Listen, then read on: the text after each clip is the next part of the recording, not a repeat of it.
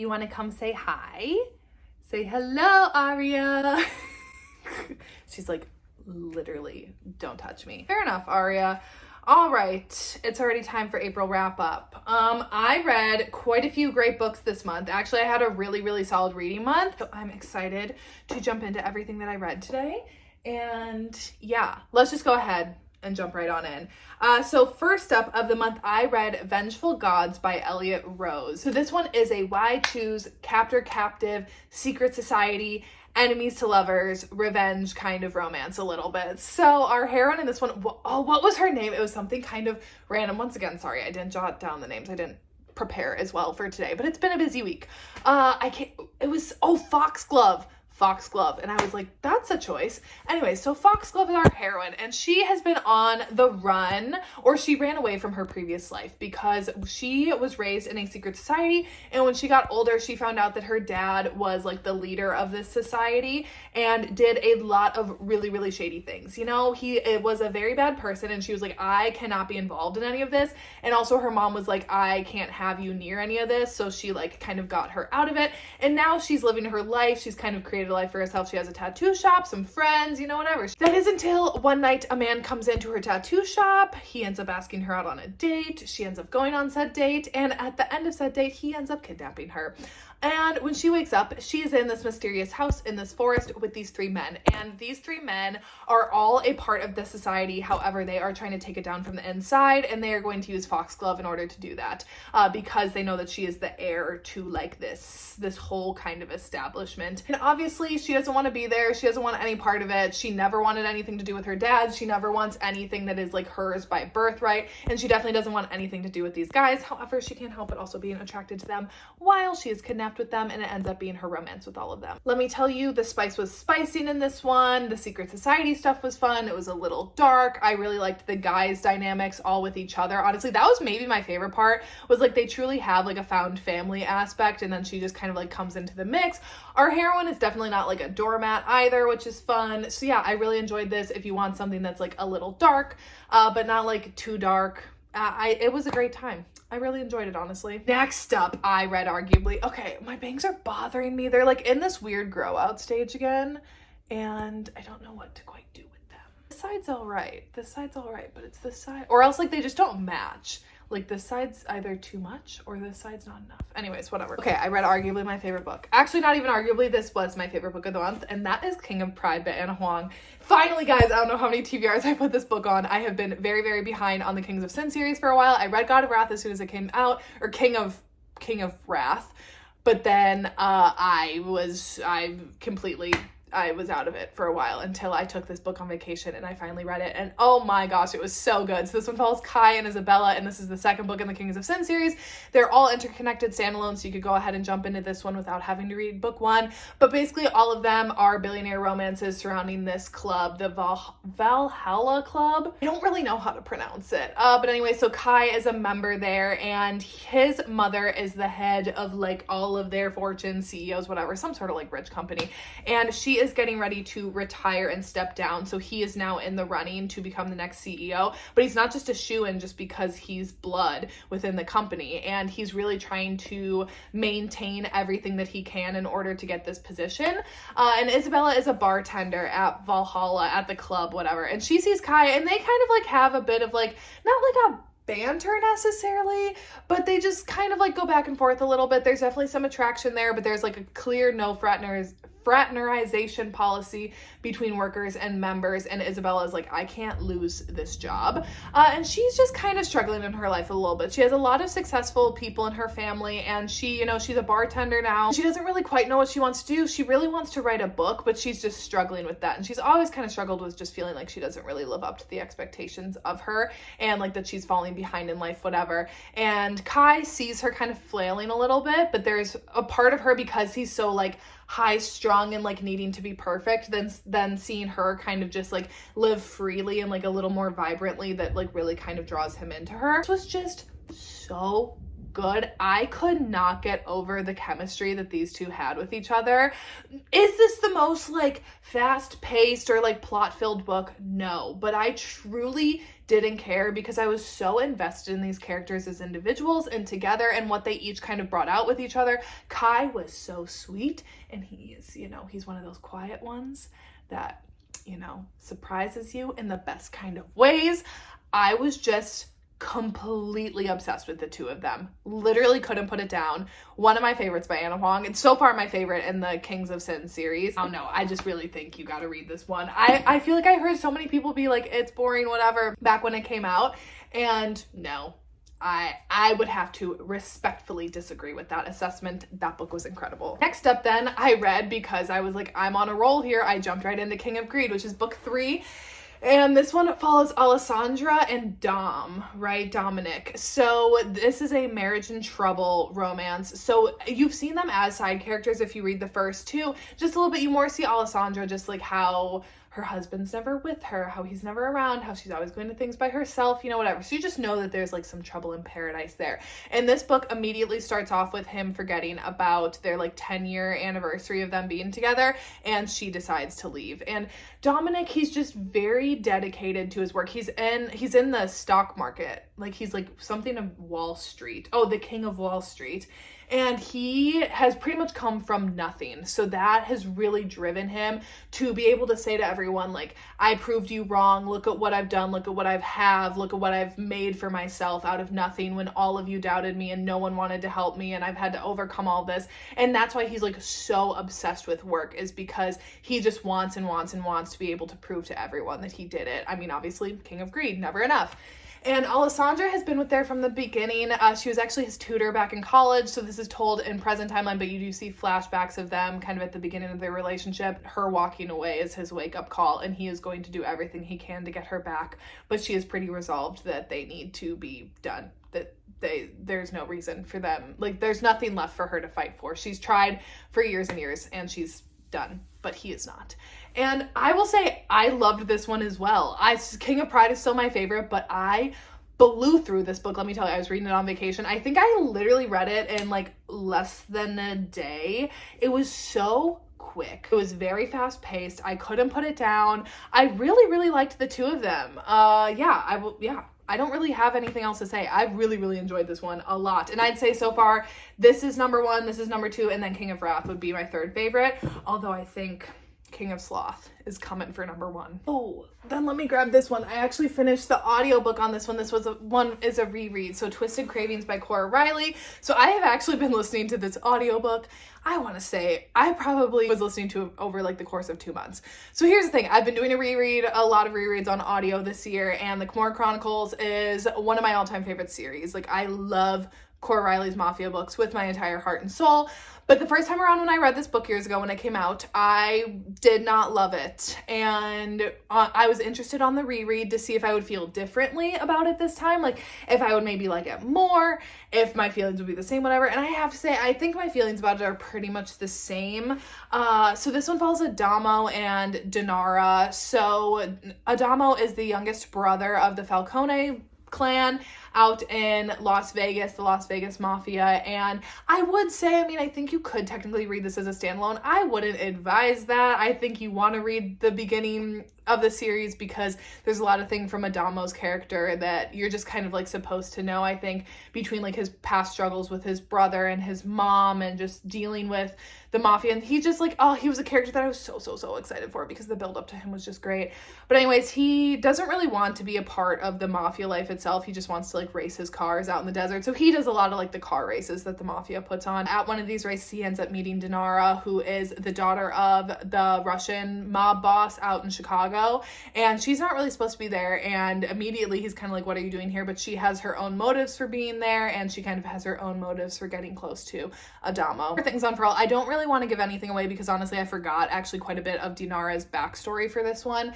But I will just say to definitely like look up triggers about this one because there is some really dark stuff in Dinara's past. But basically it kind of becomes like a bit of a revenge romance of her seeking out her own justice and Adamo helping her do that. That dynamic I really loved between the two of them. I really loved how he was there for her, but the beginning of this book, again, it just like was kind of slow for me. And I think because Dinara's character took so much front and center in terms of like her own history and kind of like how that unfolds throughout the story, that a lot of like Adamo's struggle, especially with like drug addiction and stuff. I just feel like, oh, it's not as explored in this. I think that's what I was kind of like building up to in the earlier books. So I still enjoy this one, but it is definitely my least favorite of the Kimura Chronicles, like 100%. That one. And then I almost got caught up now on the Sins of the Fathers series by Cora Riley, because I read By Fate I Conquer, which is book 4. Book 5 just came out, so now I'm once again behind, but I finally read book 4, and this one is Amo and Greta's book. So this is the spin-off of the Kimura Chronicles and the Board and Blood Chronicles, which are Cora Riley's 2 main series.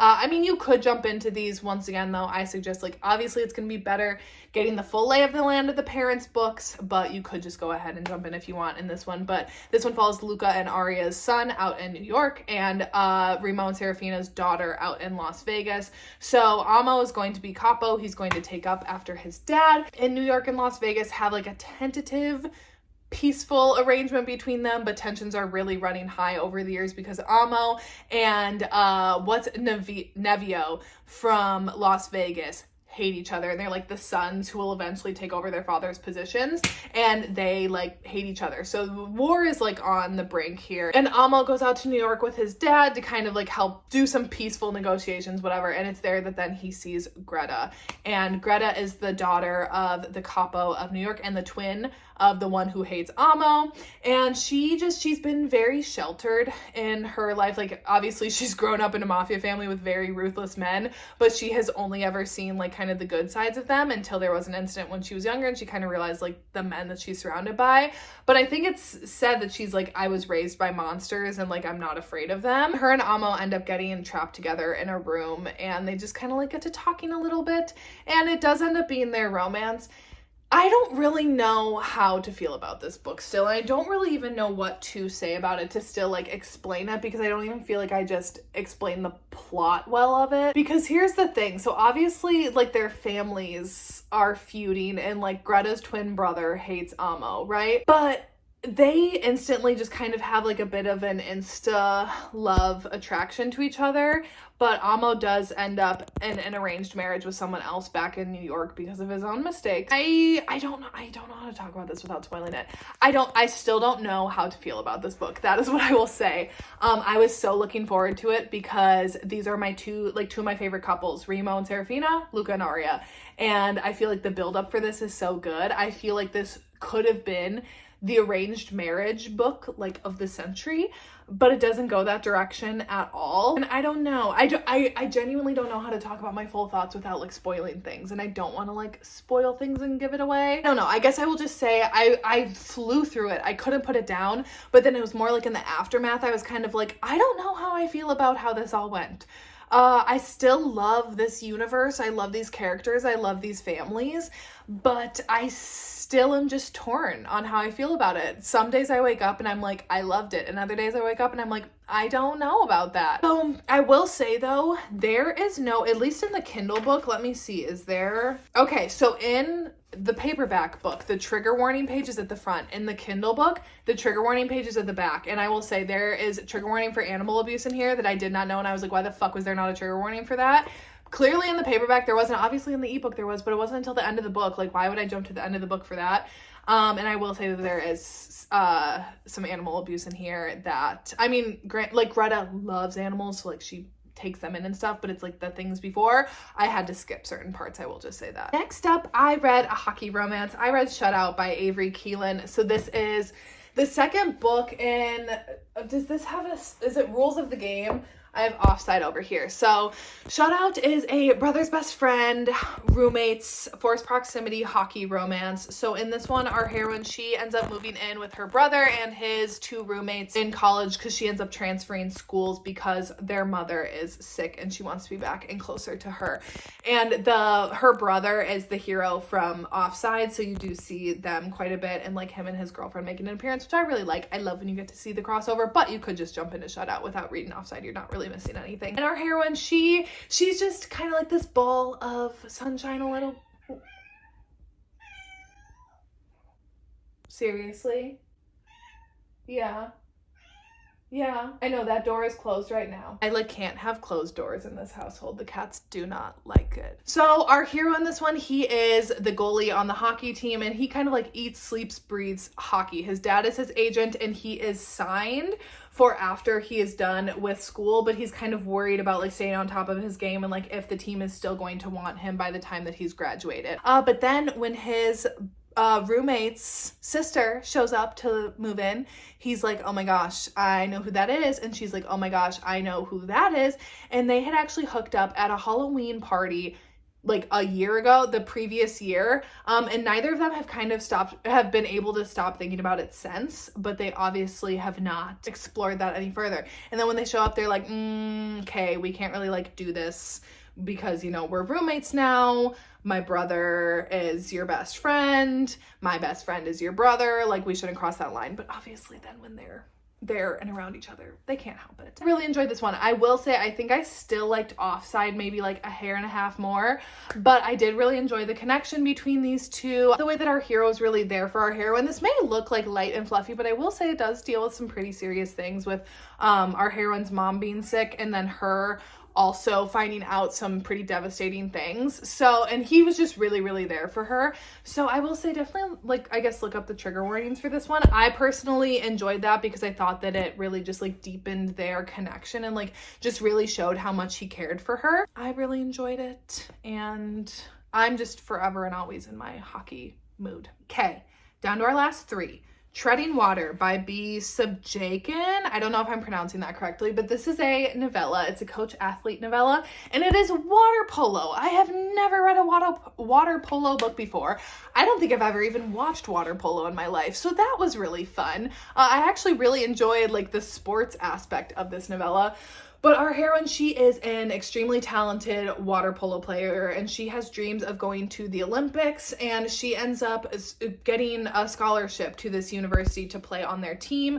But it's definitely not like a high-ranking university, and a lot of people are kind of surprised that she chose that, but she chose it because of family reasons that you find out. And when she shows up to the first day of practice, she ends up seeing one of the new coaches, which is her like crush from years ago. He's a very famous Olympian and water polo player, and someone that she really looked up to and admired, and they kind of like don't hit it off on the best foot at first, and as they're obviously coach athlete, their attraction grows together, but that's obviously a no-no. They cannot be together. That is not allowed, but obviously that's not going to keep them apart. I really enjoyed this a lot. I mean, obviously for a novella, yeah, things got to move pretty quickly, but I actually felt like their relationship felt pretty authentic. If anything, it was kind of the end seemed a little rushed because it jumped time quite a bit, but I genuinely actually bought into their connection, and I thought it was great. I love the coach-athlete dynamic. I'm never going to get sick of it, and like I said, I really also enjoyed the water polo part of it as well. So would definitely recommend. Okay, then I did a reread. I think actually I'm going to do a vlog. I don't know, y'all know how long my vlogs take, but I think I'm going to do a rereading my old favorites vlog and seeing if they hold up over time, because there are so many books from like 2020 that I still claim are like all-time favorites of mine, but I'm like, do they still hold up 4 years later, and like how much my taste has evolved. But so I've kind of outlined, I think like 4 books to read, and one of the ones though that kind of kicked it all off because I was like, I just really want to read this. I was talking with my friend Natasha over on Instagram, and she was reading it, and I was like, you're making me want to do a reread, and that is Garen Park by Nordica Night. This is just, listen, it was my favorite book of last year. It is just forever and always going to be a top read for me. I love these two. This is the blueprint of hate to love for me, and I will hear no arguments. Quite frankly, this is the best hate to love book I think I've ever read. And this one follows Devin and Maddox, and it's an hate to love rivals to lovers motocross romance. So these two have grown up in the same trailer park, and they have basically been born and bred to be rivals because their fathers have always pitted them against each other in the sport. And now even as adults, they still hate each other, but they find out that they have quite a bit of common ground with like kind of their shitty home situations and just really wanting to be free of their parents. And they don't even want for a lot. Like they don't even want to go off and be like rich and famous and have all these things. They really just want to kind of like live a peaceful, simple life. And one night when Devin shows up at Maddox's trailer, beaten, bloody, and stabbed, he's looking for his older brother because their older brothers are best friends. And Maddox is like, what the hell happened to you? And Devin's dad had attacked him. And he's like, well, I'm not going to leave you out on the street. Like, no, your brother's not here. And like, yes, I do hate you, but like, get inside my trailer because I'm not going to leave you out here to die. And he comes in and he caretakes for him. And basically after that night, they don't really know what to think because they still absolutely hate each other, but there's almost a bit of like shift in them from that vulnerability that they kind of had in that shared understanding. And let me tell you, the hate burns so bright between these two. Even by the end, they still kind of hate how much they like each other and how much they love each other and how much they want each other. And that's what I love. I want you to hate the other person, but I want you most of all to hate how much you want them. And that is like the key here. Listen, these two, I'll never get over them. And yeah, safe to say it stood up. Trying to do one from like each year of like my top favorites to see if it's staying up. So that was my one from last year to test out, and yeah, it stands up. And lastly, another one that I really, really loved, another dark romance for you guys, and that is The Fabric of Our Souls by K.M. Moranova. So this one, I think, is advertised as a romantic thriller. I will say I didn't feel like this gave really much thriller energy. I just more got like dark romance between these two. So this one follows Liam and Win. And basically when we first meet Win, definitely check your trigger warnings on this book especially, but when we first meet Win, she is waking up in the hospital after she tried to take her own life and she just wants to die. She does not have really anything that's kind of keeping her going at this point. The only person she really even has in her life is her older brother. She feels like a burden to him, but he's like, I'm not gonna let you, like, I'm not gonna sit by and let you do this. So he does end up checking her into an inpatient facility. He ends up getting paired up with Liam to be her roommate. She sees Liam, she's like, wait, you were my nurse at the hospital, you're a patient here? Red flag. And Liam's like, yeah, I was there at the hospital, and you know what? I hate you because you want to die and I want to live. And what a shame for someone as pretty as you to want to die. And he craves feeling something, okay? They both have their demons. And as much as she feels like that deep pain enough to want to not be around to feel it anymore, he is dying to feel something that makes him feel alive. And that kind of like draws the two of them into each other. And it's kind of like toxic in the beginning, not gonna lie. I ate that up. And it's basically the two of them kind of connecting here. But there were some missing people at this facility, and there's kind of like some mystery around that. And that's kind of, I guess, where like a bit of the thriller aspect comes in. But like I said, I just kind of feel like it felt more like a dark romance. The writing was beautiful and like lyrical, and there were some times where I just like felt my heartstrings being tugged by these characters. Truly, like, I just love nothing more than seeing characters that are very broken kind of like heal each other and heal themselves. I will forever be a sucker for that. And I really connected with these characters. I really, really felt them, and I loved it. I don't really even, I guess, quite know how to like express everything that I felt reading this book. And like with Win's character, I loved her. She meant a lot. So anyways, yeah, that's that one. That's everything that I read in April. I don't know what's going to be up next week. That is it for today's video. That's all the books that I read in April. And yeah, a great reading month. Anyways, that's it for today's video, and I'll see you when I see ya.